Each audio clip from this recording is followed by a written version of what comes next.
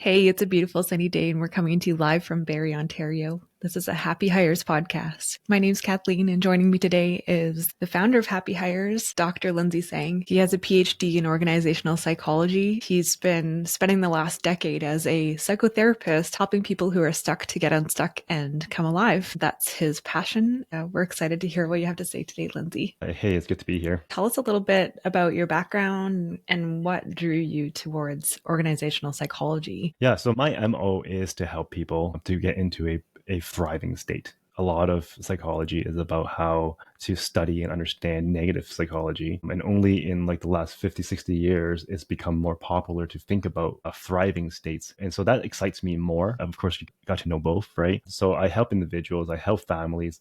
And then from the get-go, my intention with my company was to expand into the organizational state, just because I understand how important good leadership is. When you have toxic leaders, it makes everyone working under them suffer. And when you have great leaders, it helps all these people thrive. And that's why I came up with the idea of happy hires, which is the idea of happy leaders and happy employees, basically. Yeah. And I mean the negative psychology versus positive psychology. Negative psychology would be saying, I have a problem, let's try and fix it. Whereas positive psychology is, hey, how can I be my best self? How can I thrive? Yeah. How can I work from a place of strength and a place of, loving who I am and what I do? Right. It's not even that you ignore negative things, right? But you see even negative things as opportunities when you think about who I am from a position of strength first and what I want to be. So that's kind of a lot of what you will find underlying in the formats of how I help people is this idea of using the positive psychology to get people and leaders and businesses to that place of thriving. Is this like a question of taking people from a pessimistic state towards an optimistic state? Absolutely. Optimism is a state. It's not a trait. It's an attitude.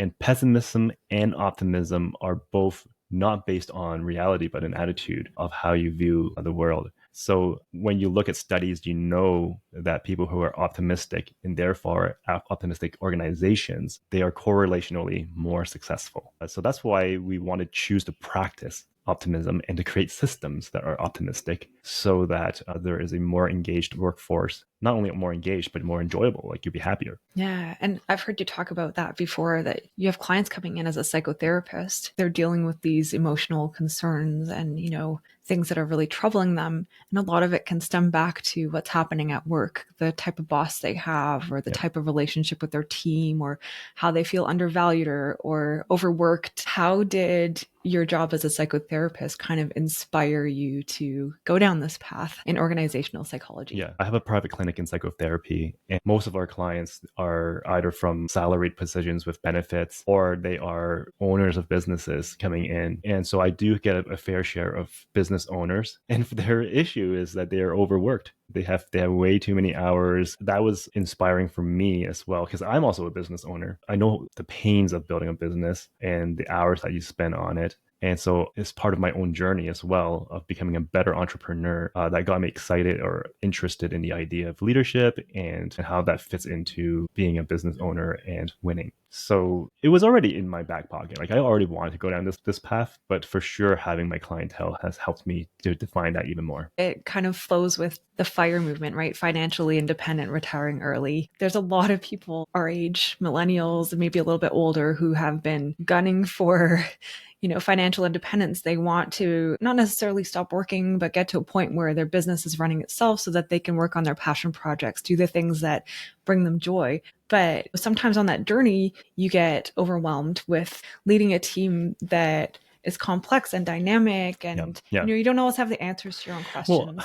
Well, I think people who are able to be an entrepreneur, not all of them, but a good portion of them has the ego to say, I can do this, right? Like they're already optimistic enough about themselves and their ability to go off on their own and start something. And so these are the very same people who have a really hard time of letting go of control. I think most leaders or business owners knows that they can't forever be the only person running their business. So they start hiring people, right? So here's a good example of a star client for me. I've had clients who are practitioners. They are good at their craft. They're passionate about it, and the very energy that they bring into the game, the clients that they needed, the staff that they started having to hire, but they're on the field doing the work. And then they suddenly realize we have this organization that's inefficient. I don't know how to lead it. I've never led it, or I don't lead it well because I have my hands in everything. And because of that, I'm now, the whole business is dependent on me. And so they're overworked. They're working, 70-hour weeks or more. They work really hard and they're very intelligent and they got an amazing business, but then now they're just completely spent. That's my main offer right now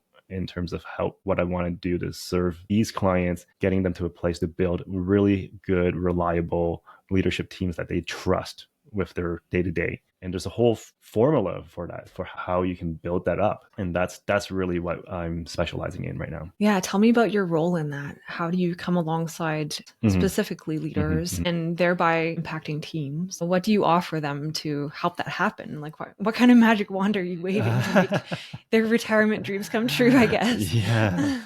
Well, whenever you talk about executive coaching, this is what it is, right? My role, of course, is not to come in and do the job for you.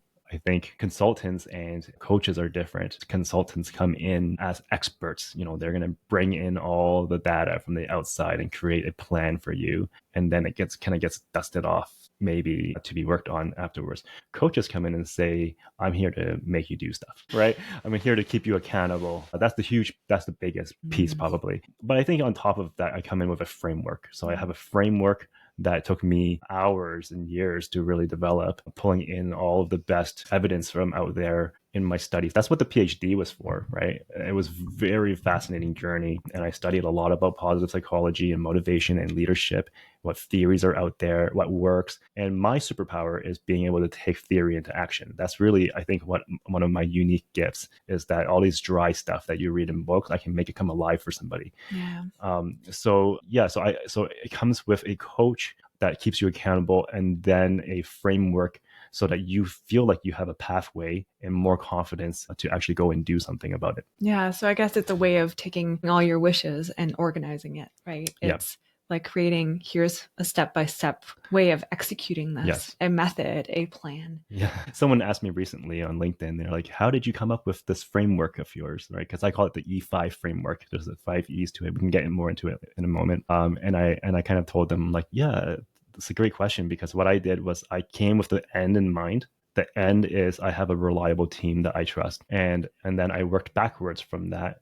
And I wrote down as many steps as I can think of that would get you from A to B. And then I had to radically either cut down steps that are irrelevant or categorize them together so that I don't have a 100-step program. And then I had to prioritize them from what I think was the first foundation before the next.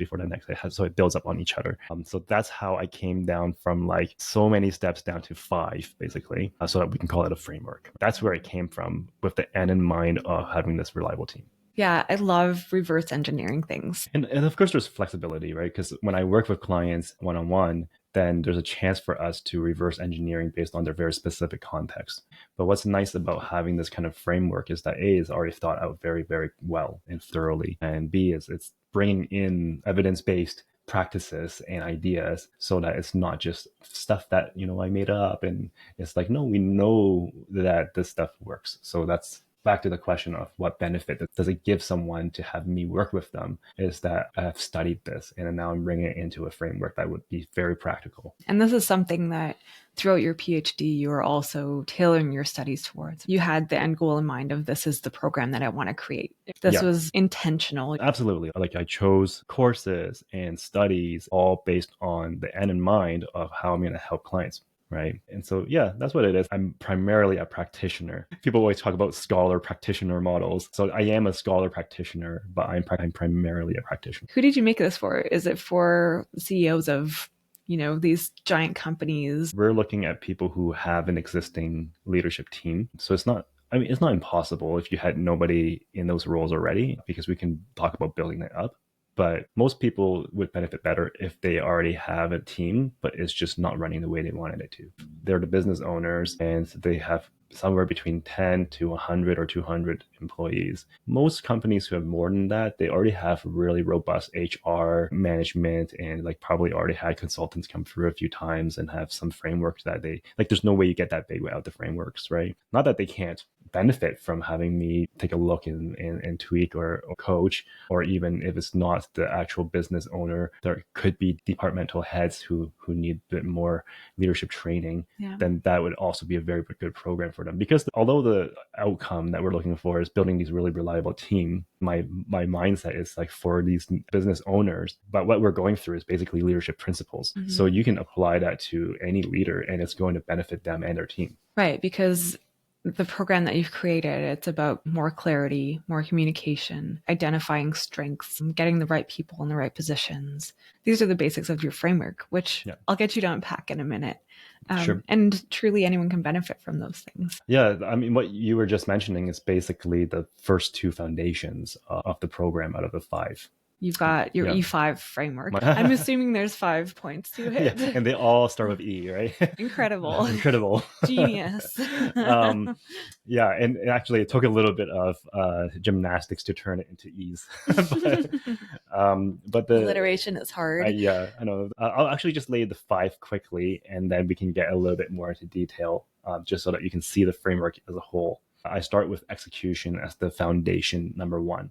And they all build on top of each other. So kind of think of a pyramid, and this is the first step. The second step would be engaging employees. So you want your leadership team to like what they're doing, and there are criteria for that. And then the third foundation is envision, which is basically getting the team together to collaborate and to create mission vision for the company so that there's complete buy-in for the entire team. And then you have explore, which is about exploring innovation and also sustainability of the team and organization. And at the very top of that pyramid, we have empower, which is where a lot of companies who do similar work as I do would be talking about like SOPs and building out systems, and 100% they're right. You need to have that. And they can be part of how you run the other 4 foundations. But what I'm trying to offer is a more holistic approach where you have not just the skeleton, but the heart of the team as well. Because you need those foundations for this to run, not just based on having documents that are systems and procedures. I think the way that you are applying this with companies is rather than just slapping it down like a procedure, it's more like the pyramid that you're using in couples therapy, where the bottom is the foundation. We're working on this first. And then once we get that down and we know we have it down, then we'll move on to the second, and then we'll move to the third, right? It's steps. It's not just cramming everyone into compliance. Yeah, like you would want to start from the bottoms up. I mean, it depends a little bit on how you're scoring as well. So I have an assessment that I built around the E5 so that you can actually assess each step. And the goal, the good enough here, is to get a solid 80%. So if we have this whole framework out and you're scoring an average of 65 and you have like an 85 in your execution, then great. Let's move on to engagement and talk about how do we engage your team better. So based on your scoring, you can start at the bottom, and if you're doing really well, you can move on to the next step until all of it is running at 80 or plus. Then you can just keep it improving all of those processes and adapting to realities, of course, so that you can continue to have this really high-powered team. And what's really neat is when I come in to work with a company, it's not just with the owner or the CEO, but it's for the whole leadership team, because they get to be part of the educational part of it, so that everyone has the same language, the same framework now. And then they can use that language to create processes within their culture and organization to have all the buy-in to make this happen. Yeah. And I think that buy-in is the piece that actually influences change in a company, right? And that's why you're doing the assessment pieces and getting feedback all the way through, is so that all the stakeholders, which is the employees and the team, they are showing, hey, this is helpful. This is valuable. I'm feeling heard right now. I'm feeling this is applicable to the work I'm doing. This is making my life and my work easier or better in some way. Yeah. Or more inspiring. Yeah. Yeah. You have, that's why we call it happy hires, right? Happy leaders, happy hires, and happy clients. Yeah. Right? In that order. How would you know that you've done your job well when you've worked with a company and gone through the E5 framework? Well, I think the easiest answer to that is they are scoring 80 plus on their assessment. But the outcome ought to be is that the leader is able to take time off. They can take a whole month off, and they will know their company is running at full steam ahead without them. But also, it would be felt. You would feel the relief, that the whole thing doesn't depend on you. and also the invigoration of vision that people are, including yourself, are inspired by, excited for. It's the best thing in the world when you have a team you trust, because they become friends, comrades in arms, ready to do a mission together. And so it brings a lot of meaning and joy to a leader when they have a good team that they trust on. Yeah. Yeah. People that love coming to work every day, right? Yeah. It's not a drag. Well, you spend so much time of your life working, it may as well be awesome. Agreed. Right? Yeah. For people who are hearing this and it's resonating, what's the first step? Well, the first step is to do the assessment. We provide it for free on the website. So you go to happyhires.ca. In the very first page, most of the page is telling you to go take the assessment anyways. Like, go do it, because you can see your scores and it's very applicable. So you can actually go and work on it right away on your own.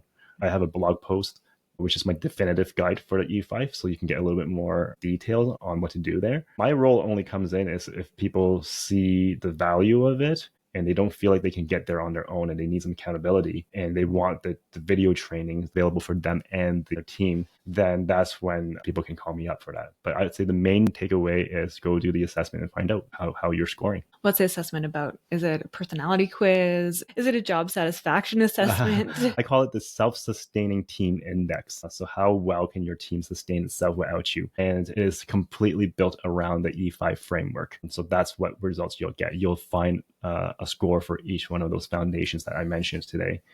And an overall score as well. So next steps would be to click the link, take the assessment.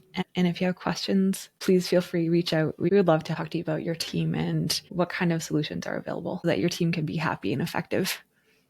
Very good.